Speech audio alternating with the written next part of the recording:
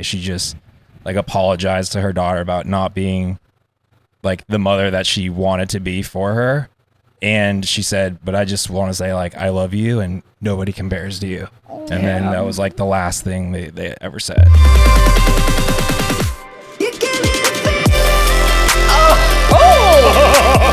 Oh, that's cool. Yeah, Sahara tent. Yeah, I was in a fight with my girlfriend at the time. And I went to your set. Yeah. Oh yeah, I remember. Oh man. Oh yeah. And then you played "Don't Kill My Vibe," and I was like, yeah. Oh man, I forgot about that one. Because I think I'm peaking.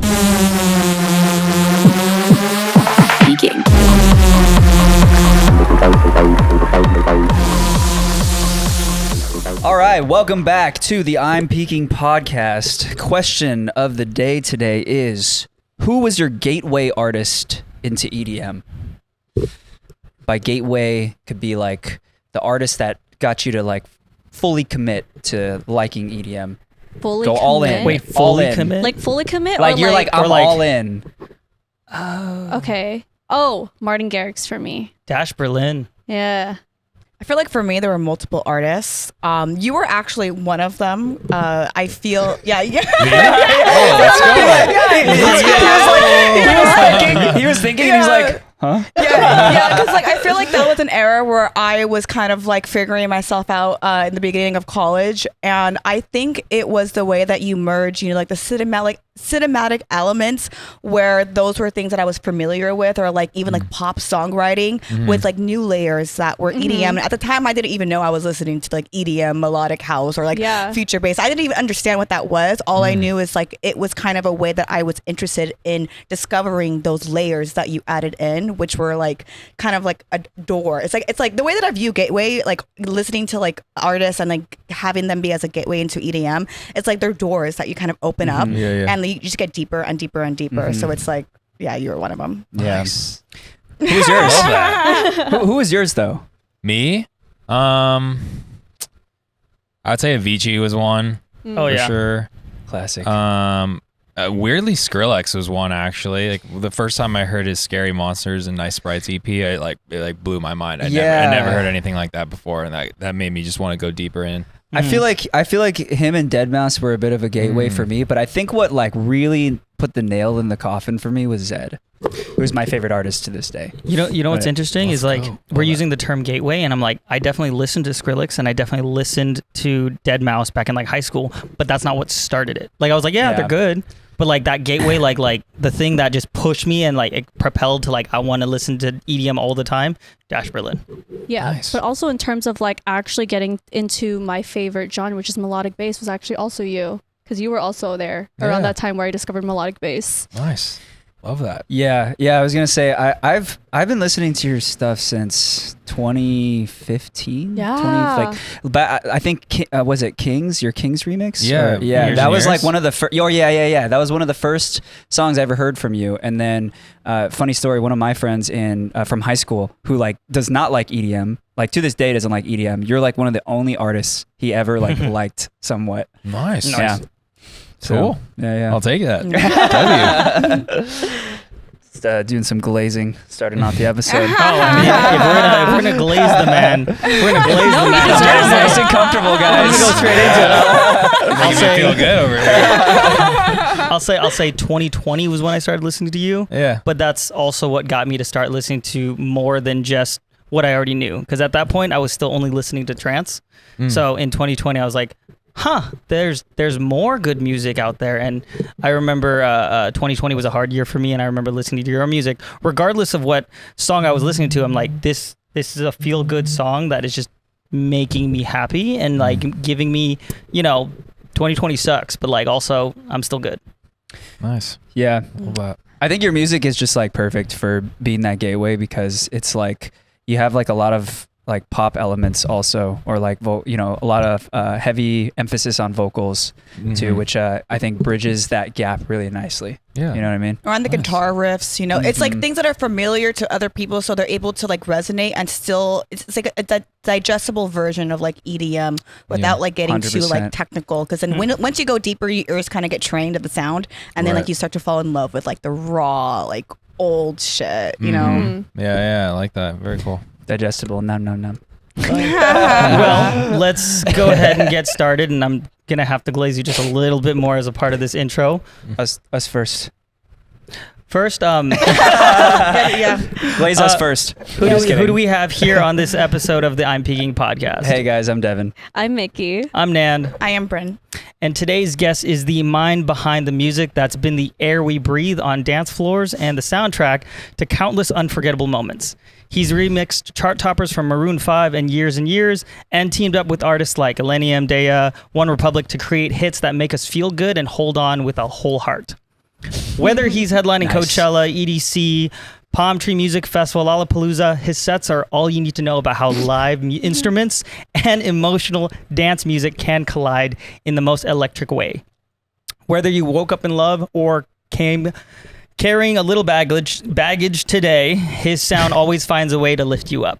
Gryffin, welcome to the podcast. Thanks for having me, Nice, y'all. nice. I like that Good intro one. with all the music song titles. That was nice. Very cool. We always try to like have fun with it and like play around. I love it. That was I'm great. gonna try to think of some more puns throughout the episode now.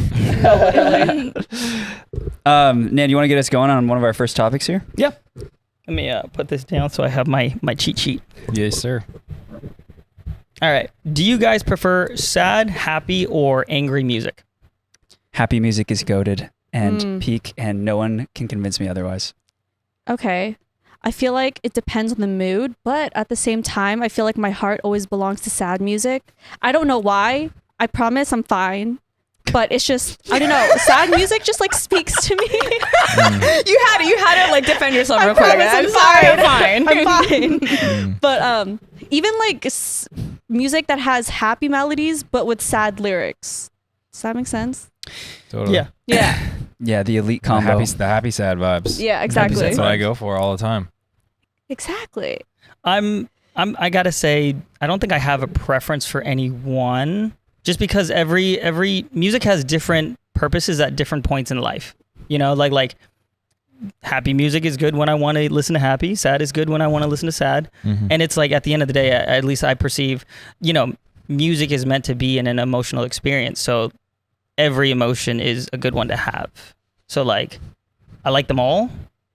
Preferably. Such a profound Nice. answer. So I'm going to turn my answer into a question to you. I'm curious as to, because a lot of your music is very much like, sad lyrics, healing or like longing or loving with like upbeat melodies. So like, why do you feel as if like that's the type of music that like you like resonate with to like create? I mean, talking about whether I like happy or sad, my music, I always actually try and make it a hybrid. Because I think I like generally melodically for my ear, I like to have more uplifting melodies. I think maybe that's like sort of my pop sensibility of just liking certain chord progressions and the way certain melodies and scales hit on chord progressions. But fundamentally, a lot of the music that I love to make and resonate with the most is emotional music that has like deep lyrics and deeper meaning and things that people can relate to in their own personal experience in life. Like I like a lot of the core of songs that I write and a part of there's a real story behind the lyric from either my personal experience or a writer in the room, but I always try and take that experience and then obviously that real world experience and then kind of make it accessible lyrically so everybody can kind of like internalize it and apply it to their own life. Yeah. And it's actually crazy because that doing that has really, every single show I ever play, fans always come up to me either before or after the show and talk about how a certain song or my music means something so deep to them. Yeah. And that like is honestly one of the best feelings I can get as an artist to see that it impacts them like that. But it's all because of the emotional stuff. And Yeah. music sonically is pretty like uplifting, but there's a lot of deep, like sad vibes or Definitely. deeper meaning within the lyrics. Yeah. I mean, I definitely agree with like time and place for certain vibes of music. I think for me, the reason I prefer happy music is because I'll try to keep my answer short because I feel like I have a really long explanation for it. But I feel since I'm like kind of more on the like spiritually, I believe, manifestation and basically whatever you like listen to consistently or you talk about or whatever, you tend to attract more of that. So I like to, at the very least, if like there's a song that it has like sad lyrics, I like it to be like to have a happy melody. So it makes me still feel good, or like I still get a good feeling from it because then the way that I see it, I attract more of that feeling. So I prefer to, or I tend to gravitate towards happier sounding music just because I feel like that thus like attracts more of that into my life. Yeah. Yeah. I would like to touch a little bit more about what you said, because you said that there was a key thing that you did to make it like accessible for someone to resonate with, because like people be playing your music at weddings, right? And it's like to have someone like do that, like what is like that key thing that you do that you mentioned to like help someone like resonate with your music? You mean like lyrically? Like Well, because when you were talking about just like how like when like you're, whether it's a songwriter in the room or you writing the lyrics, that it comes from personal experience. Oh, yeah. You also add in something that makes it more accessible to a listener. Yeah. What is? I mean, I get it. Yeah. No, I get what you're asking now. A good example of that would be Nobody Compares to You. Oh That my record God. I did. Yeah. So I don't even know if I've told this story. It's actually a pretty good one. Cool. So Katie Perlman is the writer and vocalist behind the record. And I don't want to mess up the story. I haven't like told it in years. Basically, We'll just cut it out if it's no, it's deep. It's deep. That's what's cool about it. So she has a friend, like a childhood friend of hers, that had a huge falling out with her mother. So they didn't talk for years and years. And her mom was diagnosed with a terminal illness. And they kind of reconvened a little bit when she was basically on her deathbed. And God, I'm even getting emotional talking about this. But she basically, her mother and her had this conversation, and right before her mother passed away, she just like apologized to her daughter about not being like the mother that she wanted to be for her. And she said, but I just want to say like, I love you and nobody compares to you. And then that was like the last thing they ever said. And so she came into the room that day and I was like, fuck, sorry, I can't. I don't know. Yeah, you can cuss as much as you I was want. like, that is exactly what we need to write about today and talk about. So that's like that's actually the ethos of it. But and lyrically we changed it because it's like, man, that is like, I don't know if we want to talk about that specific experience in the lyrics, but it's about like that like feeling of like loving someone so much and that nobody compares to them. Like that's like the goosebumps right now, bro. That's the ethos of Okay, that it took me a while record. to like process that. And then like now that I process that, I'm like, oh, like I could feel just like how much like a moment like that really meant to you. And that it is was just like so so beautiful. that room was so emotional that whole day, like working on the record. And, Thanks and for sharing it's- that. Yeah, I don't think I've ever told that story publicly, but it's and that's why that song really has like so much meaning and emotion, the way Katie sang it. And like, I never even wanted anybody else to cut that record. Even though people did, but I was just like, this has to be the person that's singing this record. It's so deeply personal and like it's a real experience.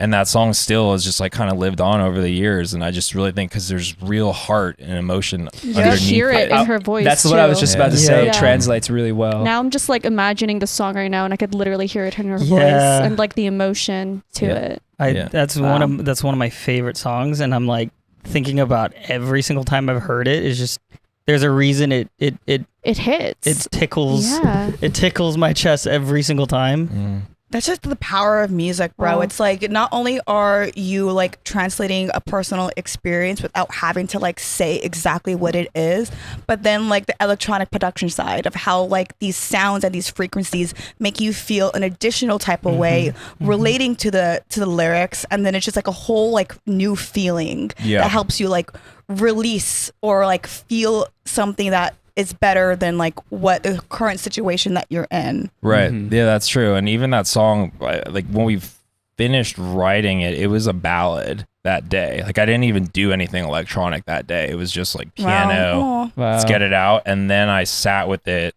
for like a couple months, not even a month, like a couple weeks, and then built like the energy and the tension and the release of the drop and that to like inject more emotional intensity into the record.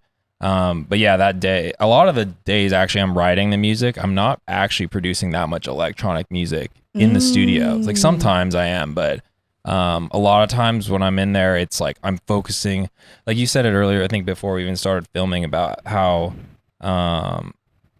or both, I think everybody did. There's a lot of like pop sensibility and but I focus on the song, or I build around the lyrics. I build around it, but because the most important thing to me when I'm doing music is really the song and the feeling and like the deepness of the record, and then I'll build like the electronic production and world around it. It's got to be a good song in the beginning. You go. For songs that are like just so deeply emotional that you've produced, and I mean, actually, let me ask you a question: are you aware that there's so many people who are getting married to your songs, like they're at your weddings? The amount of wedding invitations I get is insane. I did see a video of you going to one of your fans' weddings. I did, yeah. That was really sick. Yeah. How did that happen? That was, it's been like, I think it was ever since I put out the All You Need to Know music video that I feel like that kind of spurred everything. But yeah, it was this couple from Orange County, and they had reached out to our team about it, and we had fielded all these different ones, but timing wise, it just kind of worked out really well. Like I was flying back to LA. Their wedding, I think, was like on a Sunday night, which is usually the day I'm like flying home from shows. And it just coordinated perfectly where our team was like, you know what, screw it. Like, let's do this. Let's make a moment out of it for fun. And it just ended up, I was actually so tired going to that event too, because I had just done 3 or 4 shows in a row and like didn't really sleep. I mean, on those days, I probably get like somewhere between 2 and 4 hours of sleep when I have to go fly somewhere else the next day. And so I was like 3 or 4 of those in a row. And then on Sunday, we're driving over there, and I'm just like, oh, I'm so tired. Like, why'd I even agree to this? I was like in a bad mood. And then we like showed up, and I just saw like everybody's eyes in the room light up, and I was like, fuck, this is why I do this shit. Mood so immediately validated. changed. I was like, this is the best decision. I'm so glad we did this. And so yeah, that was awesome. And since that moment, like, now I get invites all the time. Every show, it's like, my wedding is this. Can you make it? Oh my God, like, no way, that's epic. like multiple times a night. It's crazy. Have you ever gone asked to ordain a wedding? No, I don't. I have not actually been asked to do that. No. But maybe that's next. Would you get a license to do it? I guess. Do it legit. That would actually be pretty funny. Was that like the intention? Oh, sorry. I gotta ask too, is just like, with all the music that you've made, did you know that was gonna happen? Like, I'm just so curious, because like your music is so deeply emotional. Was it, obviously you had an intention, but then it was like, cool, I know people are gonna love this? Or was it, oh shit, everybody's like listening to this for their wedding song? Honestly, I never really thought it was gonna become like this. I think it's just because a lot of the lyrics are so emotional, and a lot of them I apply them to be a little bit more like, I don't know, like relationship based, I guess, with the lyrics. So it just kind of happened that way. And even with All You Need to Know, Slander's actually they're the ones that conceptualized the music video concept, and they actually were the ones that thought of it. I was like, oh, I actually love this, and the way everything was filmed and stuff. But that's kind of how everything just I feel like that was the moment, is that music video and on, and then they listen to the back catalog and stuff like that. And obviously, like, I think they follow my relationship with my wife, Steph, and they kind of like see us doing our thing, getting married, and being, you know, having a little family like that, and just, I think, maybe relate to it in a certain way.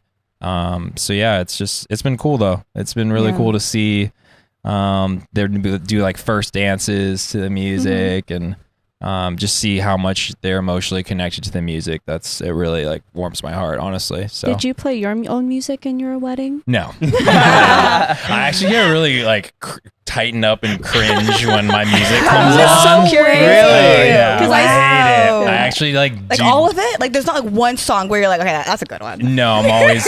I mean, sometimes I'll say that, but usually when I hear something on it, like a cafe or like just anywhere in public, I'm like, oh. Wait, Nan, Nan, why do you think that is? Yeah. I'm just like not. I mean, I like being on stage and doing the show stuff, but I'm a pretty like chill person. I don't know. I'm not like that. I don't need to be like the center of attention, you know? Like I guess because I'm on stage that does happen, but when I'm like more in my non-stage environment, I kind of like being more low key. And so when something like that, I hear it, I'm like, oh no, like, I don't need it. I feel exposed. But yeah, it's nice to hear it in public places and stuff, but I don't like, I always get tense. Like when I did the Years and Years Desire remix, then it went in that We Are Your Friends movie. I got invited to the premiere in New York to watch it for the first time with all like the actors and stuff, and I just was like sweating profusely when the scene started. I was just like, oh my gosh. It was like, it just made me like tighten up so much. I always just get like awkward when my music's on. It's funny. That's Actually, you know, a lot of people are like that though. If you ask other artists like that, they'd probably say the same I can thing. only imagine, because it's like you're listening to the song so fucking much, like making it, you know? That's true. And so it's like all of a sudden it's just like out somewhere. I don't know. I would feel a little weird about it too. I mean, it's a little different with like making video content. I feel still like, can't but- watch myself. I'm sorry. Yeah, I mean, it's Yeah, you mean like you can't watch any of the playbacks? I can't or even stuff? hear my own voice because Yeah. I like cringe and I can't. I'm Yeah, just that's I'm like, it's that's what I honestly, sound that's probably like? the closest. It's like the same thing. Yeah. Like when you listen to yourself talk Yeah. or like a video, if you see a clip, Yeah. you're like, oh, that's me. that's what I sound Yeah. like. Yeah. But Nan, tell them about the Thai. Oh, dude, that was so okay. It was like Thai New Year, but last year I went to the Thai temple up in like North Hollywood, and I'm listening to the music. I'm like, what is Tie Me Down was playing, and they remixed it into like a Thai traditional sounding song. No way. At the same Yo, time. I need to get it. I need to get it. It I was need that. amazing. I need to hear that. The cowbell that they just kept hitting every so often. let's I'm go. like, I don't know if I'm like at a temple, like doing a traditional dance, or like crying to Tie Me Down. Oh, You I'm know, gonna maybe need next that. time you play it in Thailand or something, just find it and then play it in your set. And they were Love singing that. it in Thai. They weren't singing it. No. Oh, okay. Just That's the lit. DJ was like doing his thing. Oh, That's okay. so That's funny. so funny. Oh, It was great. We gotta find that, bro. We gotta find that. Love that. One more thought on, wedding things and wife and all that.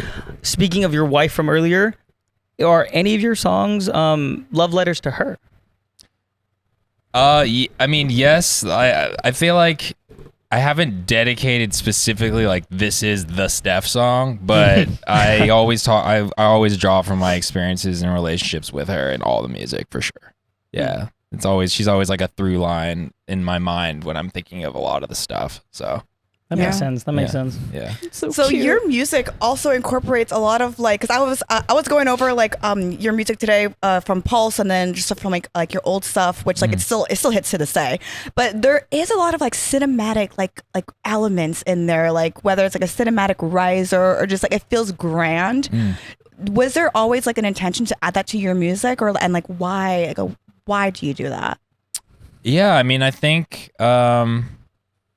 yeah, I always do like to have the music feel grand and big. I don't know. I guess it's just, I feel like it gives it an extra like emotional feel and like a bigger, more expansive feel. So I guess that's why I kind of add that stuff, and it always helps with like creating almost like a journey feel when you're listening to the music. It's like every song I'm making, I'm trying to like paint like a world and a vibe for that song, and try and like get the best version of that for each record. So I guess maybe that gives sort of that cinematic feel. Yeah, that's sick. But I always want it to feel like this ebb and flow journey when you're listening to the records. That's sick. Yeah, I feel like your music does a really good job at kind of like stapling you into wherever you are in your life. And like, you know how like they say like music is so powerful because you can hear a song from like 10 years ago, 5 years ago, and it will literally bring you like right back to that like experience or time in your life, or some experience that you had that makes you think of that song, or whenever you hear that song, it makes you think of that moment. Yeah. And so I feel like a lot of your music is kind of just built to that. I mean, you were kind of even saying it earlier, just based off of like making it kind of similar to pop. I feel like that's like the lyrics combined with these like really happy feel good melodies. Like they have kind of that cinematic feel in a way of like just kind of making you feel a little introspective, but also just very emotional at the same time. Yeah. You know? Right. I also feel like I grew up with your music. Yeah. Like when I was like in college, and then up until now, I'm just like, whoa, I've been listening to you for that long. And I feel like I literally listen to your music in kind of in every aspect of my life, and just thinking back, I'm like, wow, yeah, you were there for a lot of things. Nice. That's crazy. That's I'm awesome. curious, like, do you recognize like you were part of like that era where like EDM kind of had a spike, especially when it came to like the revenue streams, like in 2016, 20 or what is it, 20? The golden 20, era? The golden era. Oh, like, yeah, the golden era. Like do you like ever like think about that? Do you ever think about how sick your music was? It's because you and alongside other artists were able to make EDM so accessible to like a wider audience, to where they were like, what is this? And then like it just EDM just like boomed and it expanded, and of course like there was like a pause for a while because like No, even in 2020, the COVID hit and festivals couldn't happen, so like you're there was right. no Live revenue. streams. all the live streams Live were happening. streams. One of But- his were actually one of the big ones that I remember everybody that. was like, I remember calling up like 30 of my friends that were like, yeah, Oh we're my gonna go God. virtual. Yeah, virtual, Zoom. Oh my God, I Yeah, had, the like, Zoom I festivals. had Remember? virtual Zooms with my friends, and no joke. Like we'd literally plan our Zoom like Everyone live was staring at streams. your dog the whole time. But that's still very niche I though. know. Like I feel as if because there weren't like promotions going on, there wasn't a lot of marketing behind like the expansion of EDM. It didn't grow as fast as it could have. Of like everything was open and people were making more music and people were performing live. Yeah, Right, I mean, for I was sure. just gonna comment based off of what you said on that too. Like there, back in like 2016, 2017, like I felt like I always knew the EDM artists that were doing really well in the genre were usually the ones who were like out playing Coachella also. And I still remember 2017. I think you played at the Nice. Sahara tent. Yep. Yeah, Sahara tent. Yeah. I was in a fight with my girlfriend at the time, and I went to your set. Yeah. Oh yeah. I remember. I remember. Oh man. Oh yeah. And then you played "Don't Kill My Vibe," and I was like, Yeah. Oh, my man, I God. forgot about that one. yeah. So timing. like, but yeah, your music really did like bring a bunch of different people. I feel like from other walks of life or different genres of music or whatever. And so just very appreciative that your music has done that for so many people. Nice. No, I It's a- appreciate it's- that. I know we already answered the question, everything about like gateway for music or EDM and We're bringing whatnot. it full circle. Full circle. But I'm thinking about it. I'm like, even to this day, I if I have a friend who doesn't listen to EDM at all, one of the first artists I will I do recommend. show them Gryffin. you. Nice. That's awesome. Love that. Yeah. How are you feeling? You're getting glazed Yeah, a lot. yeah, How yeah. are you I'm feeling? feeling- Are you y'all feeling make- okay? y'all are Are you hyping me comfy? You feel like you're ascending right now. know. a little bit, yeah. 100%. Are you comfy? You're good? Oh, I'm great. Okay. Let's keep it going. Let's keep it going. I can stay longer than I think I got another hour in me, actually. This is how we get him to do it. Speaking of your music, we would love to hear some unreleased if you have any. Yes. I can play a few things for y'all. Okay. I've got a lot of stuff in development, but I feel like I've got a go. couple things I can share. Just has his laptop. Just sitting in I was his like, oh my lap. God. There's a lot of unreleased stuff on it. But, Do you have we the getting dongle? right into it? Yeah, I right got into it, All yeah. right. Yeah, sure. If you could give us like a little intro. Yeah, tell us what it's Yeah. about. Yeah.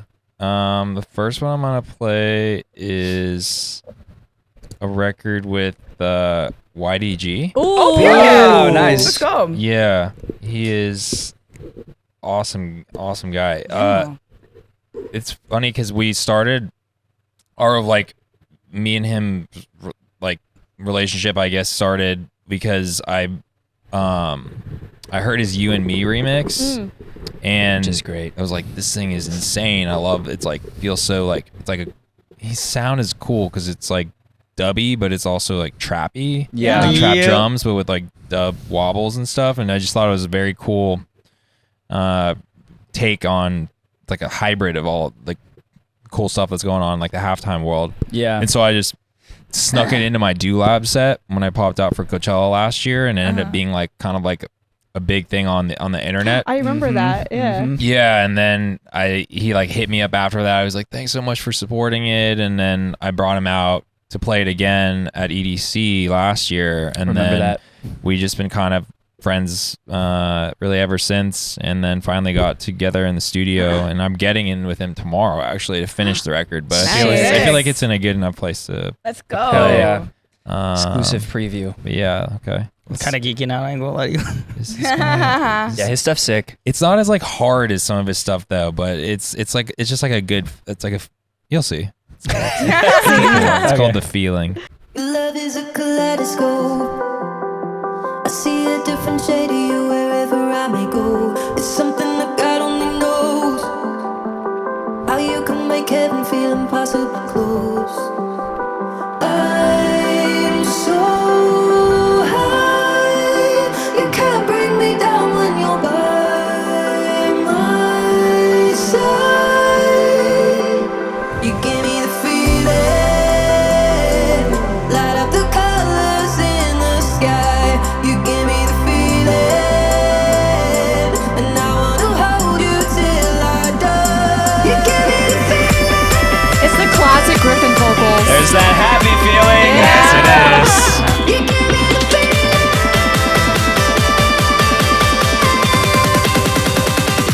You give me the feeling.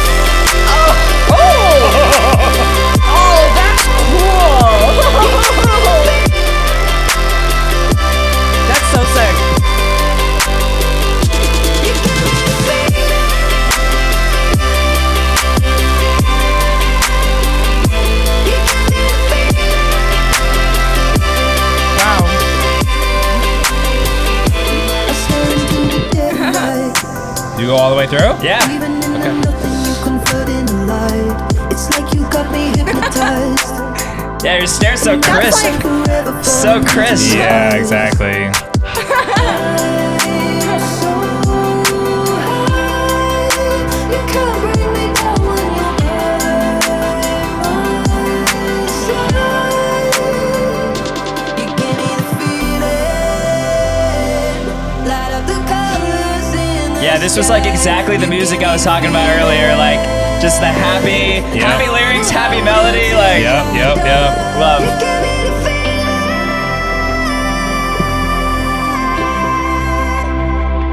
You give me the feeling.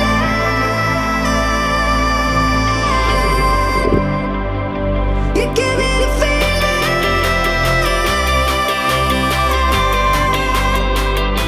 You give me the feeling.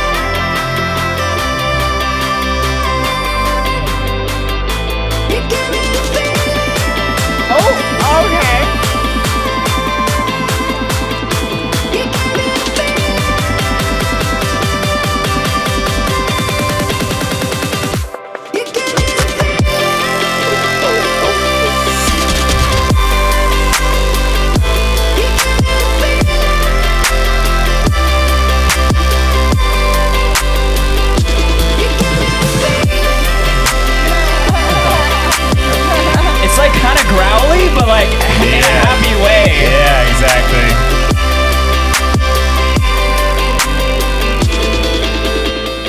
right, yeah, so that's that one. That is okay. We're still working on it, but yeah, that's where it's at right now. That's a collab. What I've noticed with collabs is like usually when I hear collabs, I hear one artist does one drop and another artist does another drop. But for this song specifically, I can hear both of your sounds at the same time. totally. That's It's exactly That what I was saying. really good. Yeah. It's like it had the Gryffin melody, but then the wubby. Yeah, that you was can hear the great. guitar. Like I hear the Exactly, guitar, and then yep. I hear YDG's like. Yeah. It was Yeah, like a feel good longing vibe that you always give, but with that oomph of YDG. Yeah, the wobbly, exactly. like, That's yeah. exactly what we were trying to go Wow. for. Someone's Whenever- gonna create a genre. Whenever I'm doing collabs, though, it's like I feel like if I'm doing a collab with somebody, like it's gotta sound and feel like both worlds are colliding. Otherwise, Yeah. I just don't like doing that kind of stuff because it doesn't feel like either fan base is really gonna get fully excited or behind it. And when I'm collaborating with writers or producers, I just feel like they have to feel like their creative input is being heard and really like injected into the music, or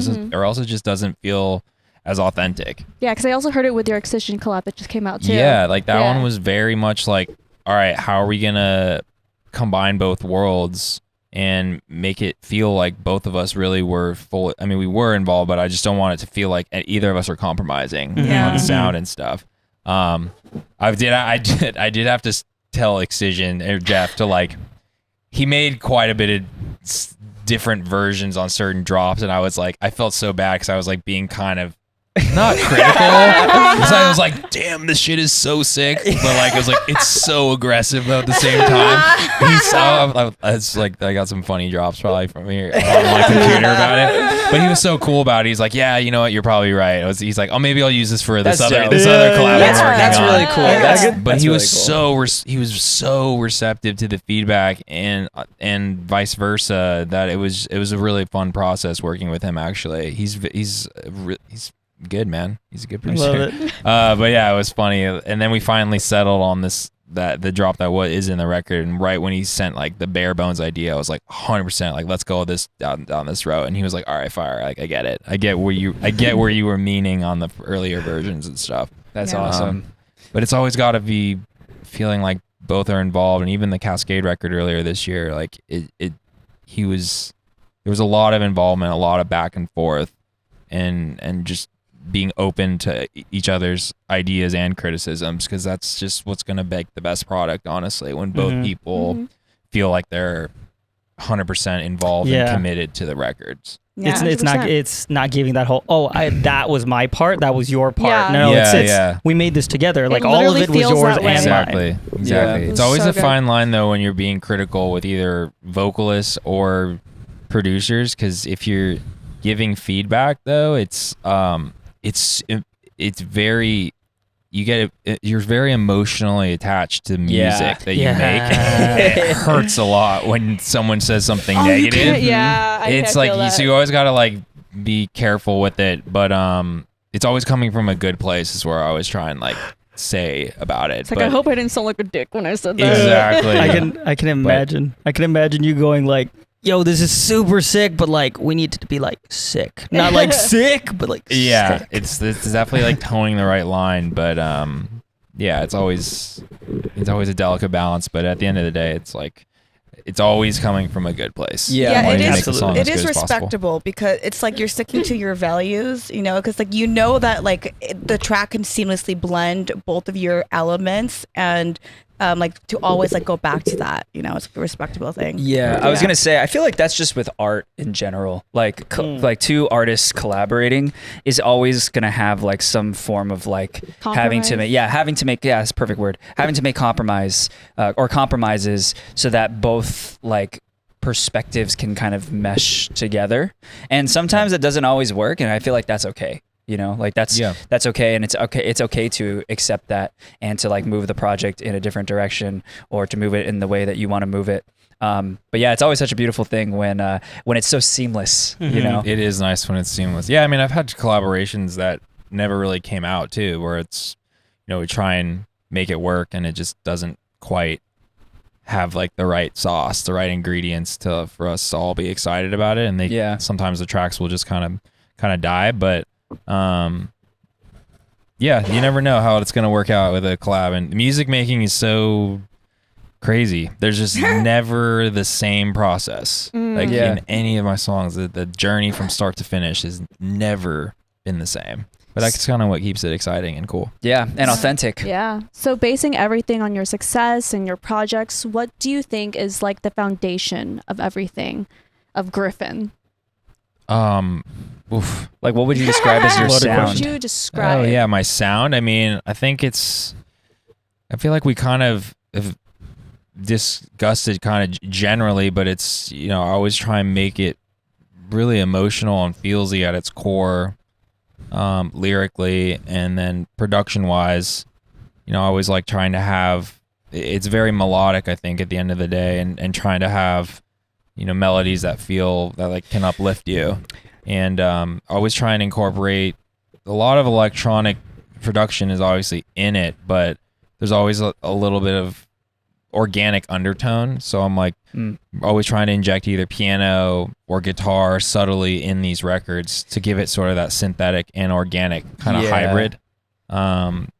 Yeah, that was gonna be my question, because like a good example I could think of is like, so for example, when I think of Zed, right, I think like vocoder, ticking clock, like those are kind of like his signature I elements. those are like can his see that, things, yeah. right? For sure. Like what would your things be? And I feel like definitely the guitar. You can definitely hear the guitar in like all of your songs.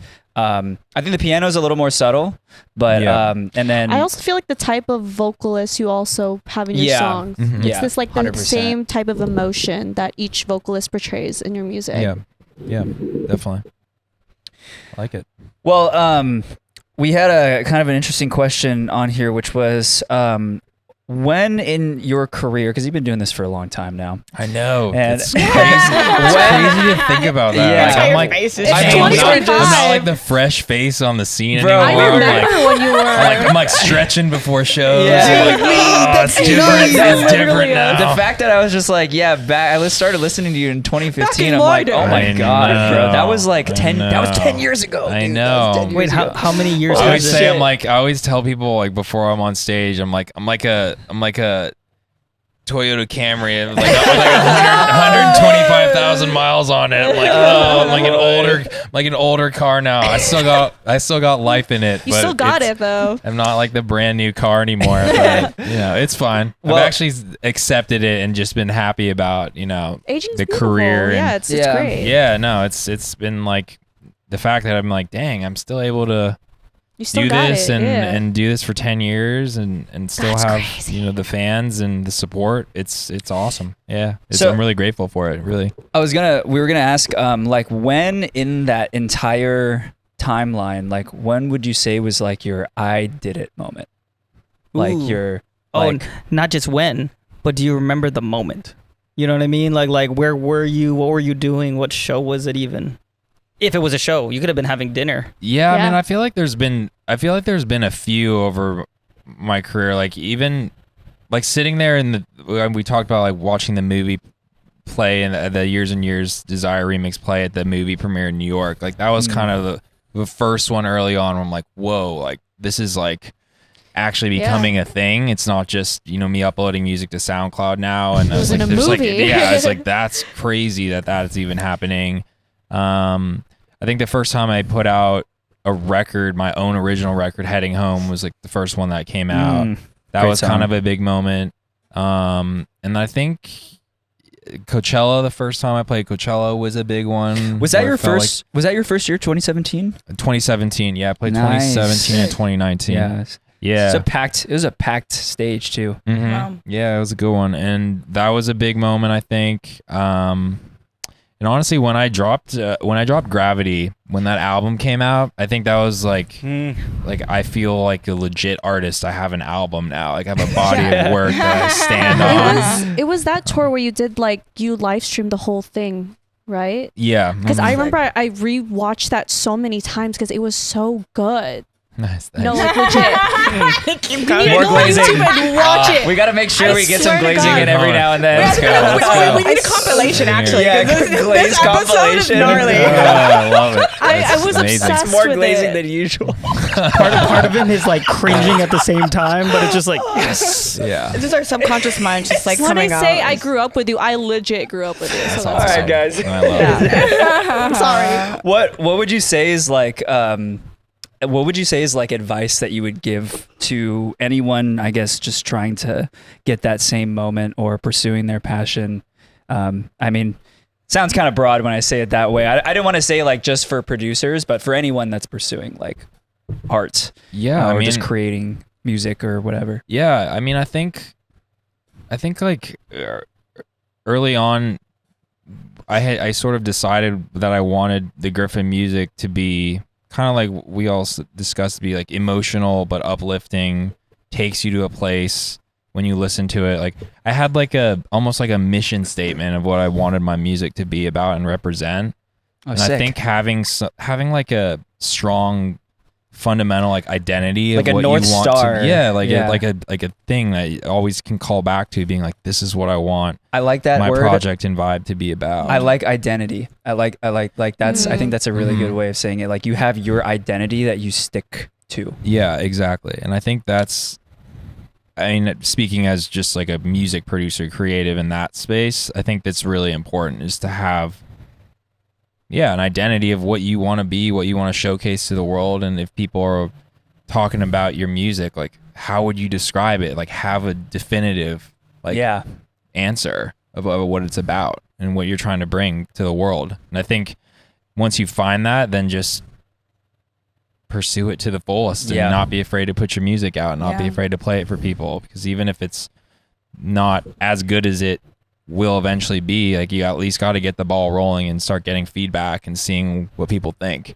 I think a lot of people, and they'll send me music all the time and send me demos and stuff like that, and I always ask you, like, is it on SoundCloud or is it on YouTube? You put it out, and they're like, no, I feel like I still got to work on it. It's like, just put it, like, publish yeah. it. You gotta Yeah. press publish, because that's like the huge first step. A lot of people have these work in progresses, but you gotta like finish these records and put them out and see how they do, and you'll learn a lot from the feedback by pressing publish, and when you start playing these records or for people in the car or whatever, like, you just got to take that first step. Yeah. Yeah, And because then- I get a lot of people always ask me like, "Oh, how did you get started on, like content creating and stuff?" And I'm just like, "You just post. You just You start. just gotta You go. just post, because gotta like go. you never know where it will take Mhm. you." That's right. And you learn along the way. Yeah. Like, with how things go, like what worked, what didn't. Yeah. Like, you got to adapt as you go, but you got to like take that leap and go for it. Mm-hmm. And honestly, you kind of gotta suck at first. Like that. 100%. Like, that's like the mindset I Yeah. have Yeah. when, like, dude,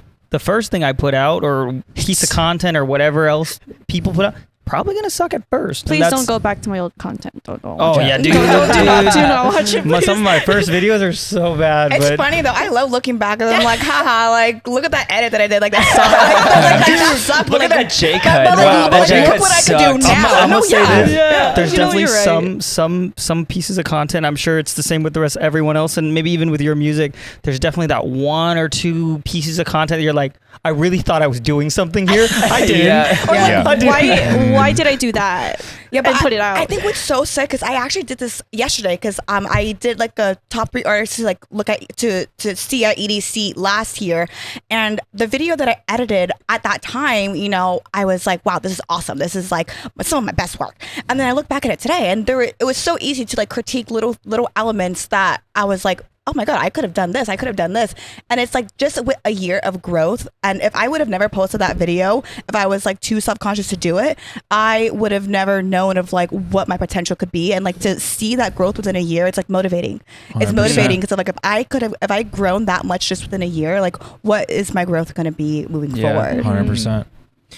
Yeah. Love that. Wow, we got so deep. Yeah. Yeah. Oh, wait, let's do it. one more question actually for advice. What advice would you give to producers or vocalists in terms of collaboration? Because I know a lot of vocalists struggle with finding producers to collaborate with or vice versa. Yeah, I mean,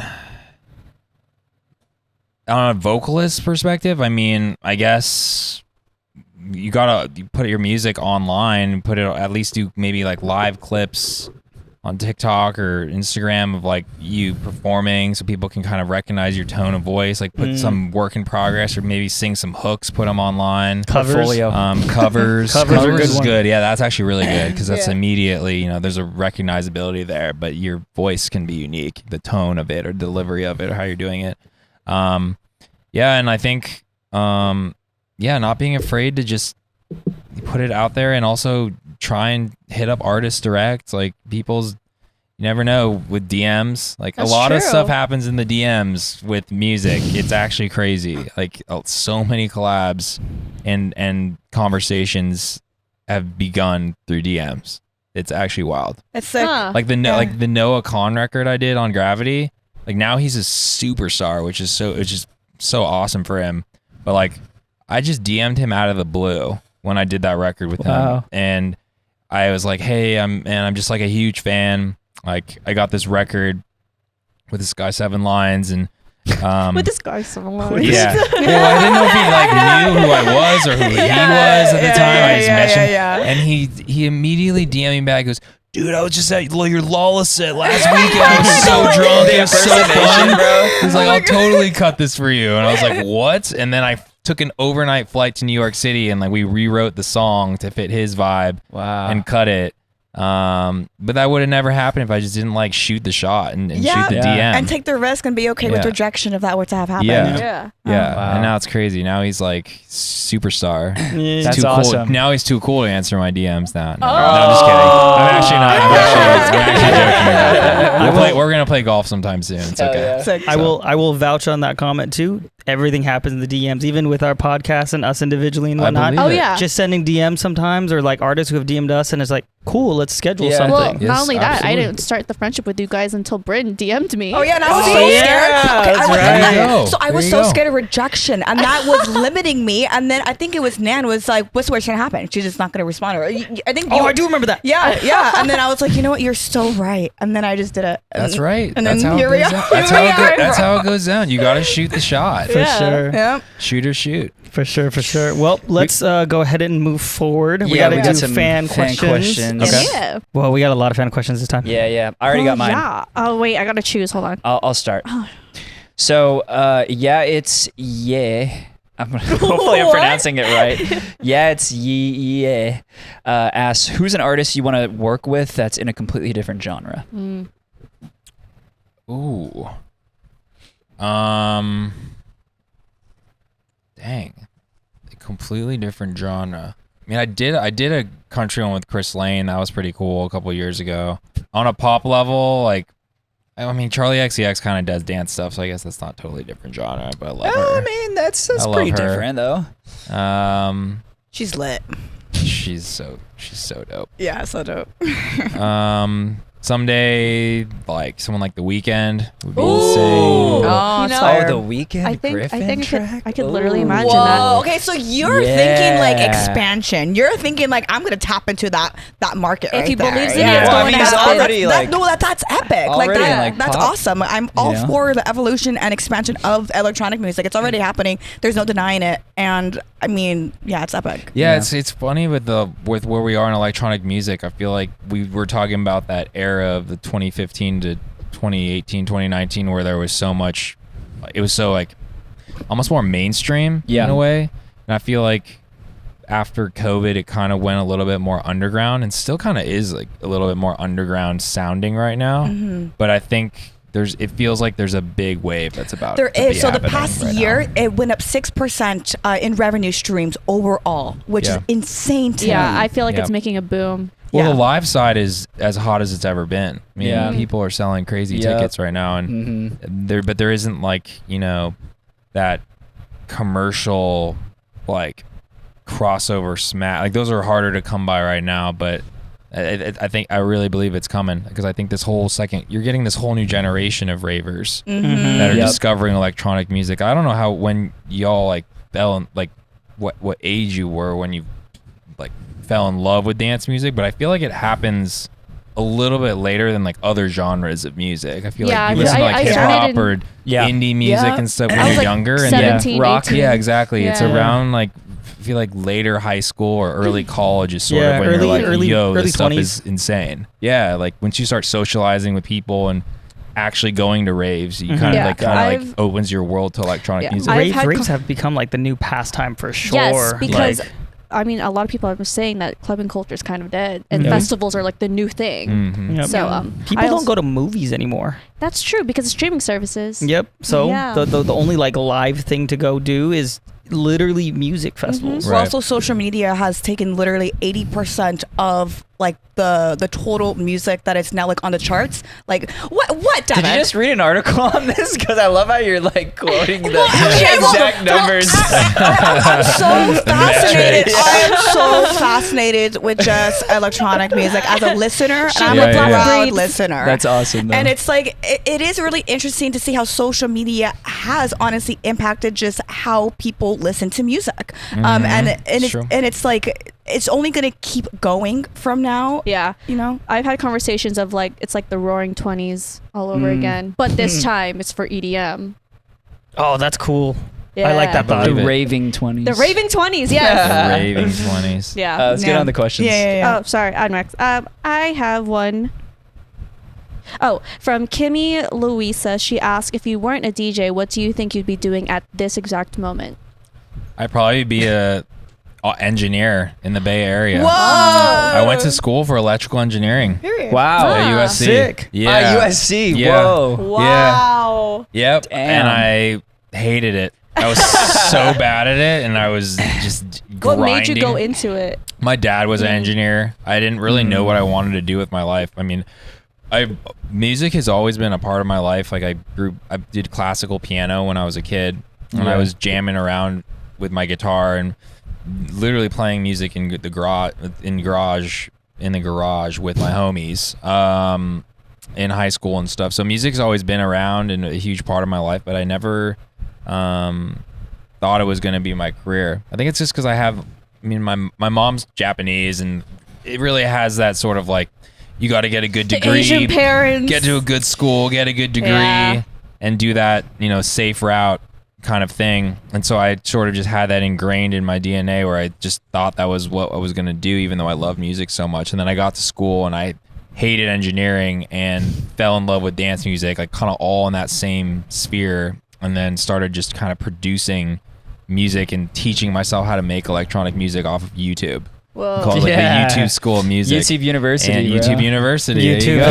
University, man. And then that's honestly how it started. Did And you then finish college? I did. Yeah, I got my degree. So that once Wow. my Make your parents, mom happy. That's exactly right. She's like, I okay, did you it. got your degree. Same. You can go try music. I literally- See if you same. fail or succeed. That's Yeah. exactly what happened to me. Like I wanted to do content, and my dad's like, "No, get your degree." Got Yep. my degree, still doing Yep. content. Yep. There you go. Same This is shit. literally the only reason I got my degree was make the parents happy. And I'm like, Yeah. cool. Can I go do things my way now? They're like, yeah, go for it. That is hilarious. Yeah. Follow We your literally dreams. all did the same. Follow your boat. I dreams, dropped guys. out all this.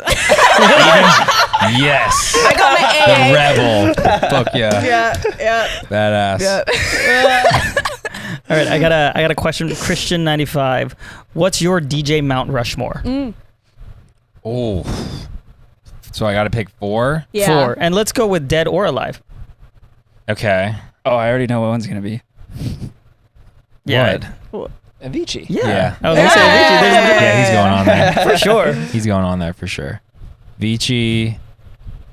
I Skrillex for me too. Here Like, he he's is. just Yeah. like Yeah. the greatest GOAT. producer. He's like the Yeah, greatest dude. producer. He can make any genre It's the crazy. coolest sounding thing you've ever heard. Yeah. Man, who else would I put up there?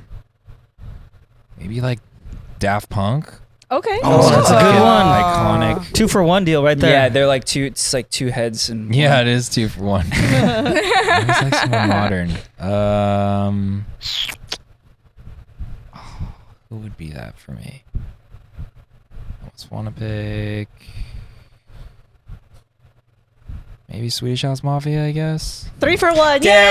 Yes. There's like 7 actually. What's going on, Seven. Mount Rushmore, bro? Honestly, I know we said Mount Rushmore, but I'm imagining that as a festival, and that is the conflict. Those are all the closers at different stages. Could you imagine that? Yeah. God. That would be Yeah. insane. Everyone would riot. Nice. It's a good lineup. That was a good one. Next question is I'm asking this because you played the song. When are you dropping the song with White AG from Red Rocks? Because I guess. Oh, I there guess, it is. Yeah. Yeah, I've been teasing it a little bit. This is the first time a high quality version's been out there. Slay. Soon. Yeah, we're meeting up tomorrow before he goes to Vegas for EDC to finish it. So that was like a pretty close to final, but we're gonna mess with that second drop a little bit. But soon. Yeah, I got a lot of. I wish I could share all the things I'm doing right now. Well, we're gonna I listen need to another one. another in a one. second, Show us yeah. more. Show us some more One music. more song. All right. More. Yeah. He's just like, all right. Yeah, sure. Yes. We going right now? Yeah. Let's go. Let's run it. Yeah. Yeah, we'll hop right Okay, into it. that's a good segue, actually. I guess I'll do the Spimmy Slowly one. It's like the little DMB one. Ooh. Sorry, Ooh. We said DMB. Yeah. Oh, let's go. That was Let's such a go. late reaction. I didn't hear It's okay. DMV for a second. It takes me a while to Yeah. process things too. DMV That's is like- like it's my favorite Griffin style. style That's like my DMB. favorite It's not like genre. Devin, you Is know it? the- Who said that? You? Devin, I've you been know be a listening good since 2011. like collab with Gryffin, Fox Stevenson. Yeah, I would love that so much. yeah. This one is V9. But that's Dan Master V9. Oh, Dan Master V9. There's a whole new slew of other titles yeah. that go to like Mastering. 30. Yeah. It's insane. He's How like, many this is the versions, master though? version, version Honestly, 9. it depends. Some songs on the low end, probably like 10 to 20 versions.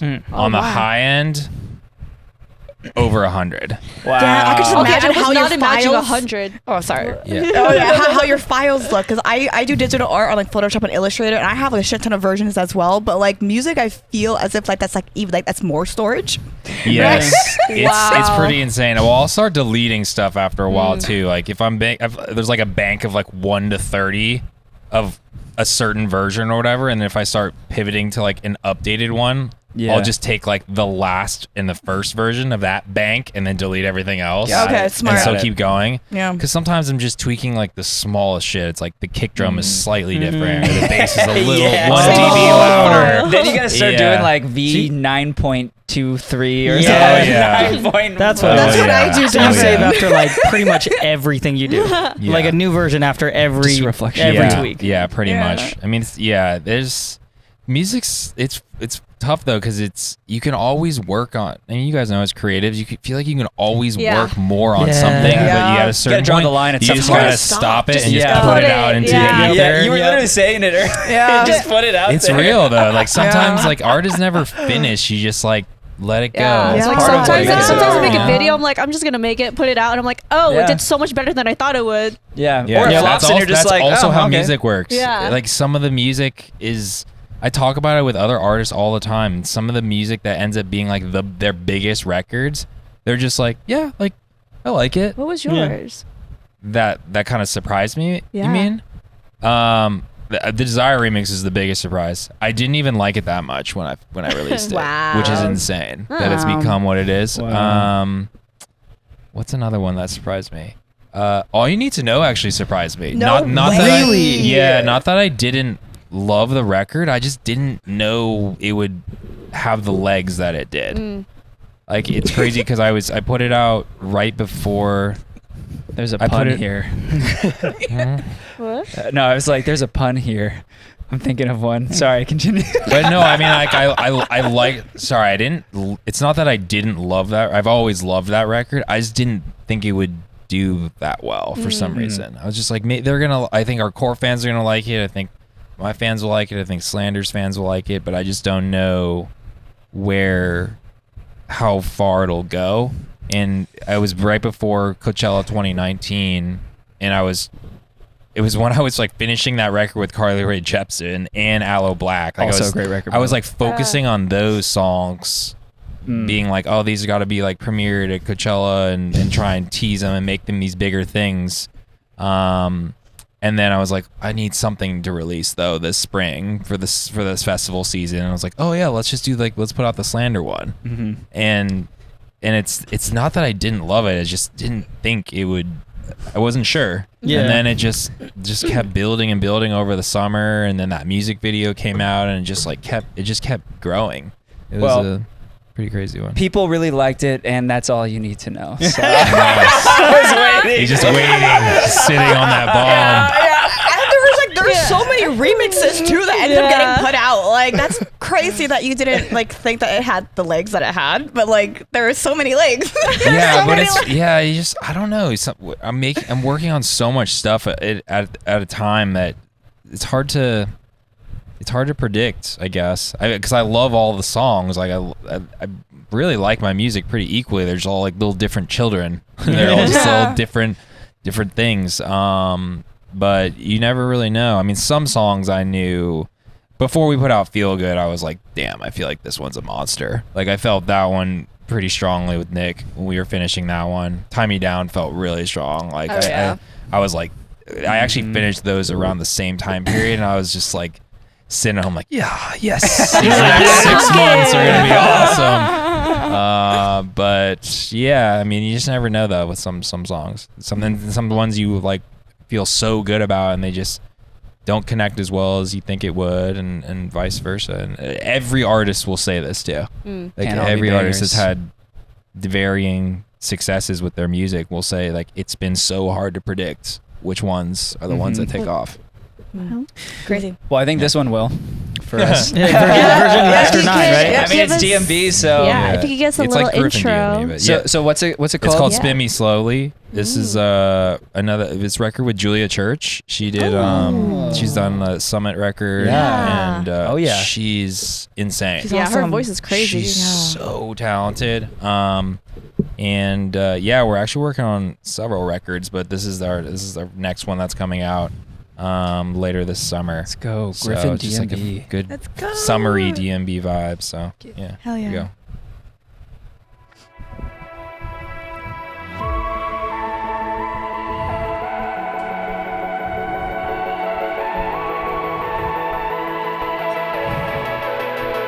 Oh yeah. Find you on the outside, looking for the spotlight. Took your hand and pulled you in. Saw the way your eyes lit, knew you kinda liked it, and I wanna do it again. So spin me slowly, tell me how it feels.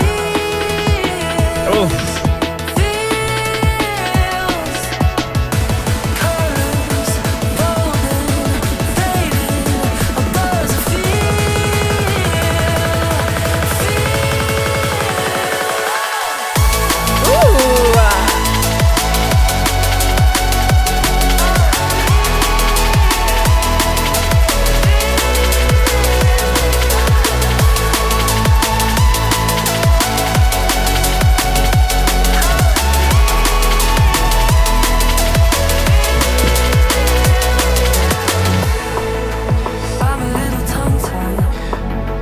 All you wanna say my heart. Don't know how to say the words.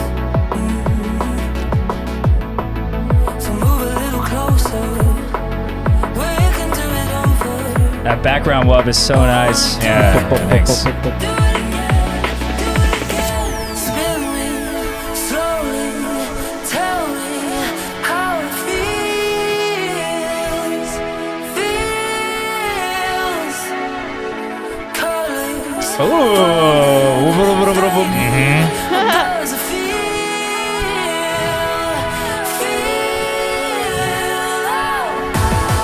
It won't be the last time. Just you on my mind. I hold you the first night. It won't be the last time. It won't be the last time. Just you on my mind. I hold you the first night. It won't be the last time. Running through a field of daisies type beat.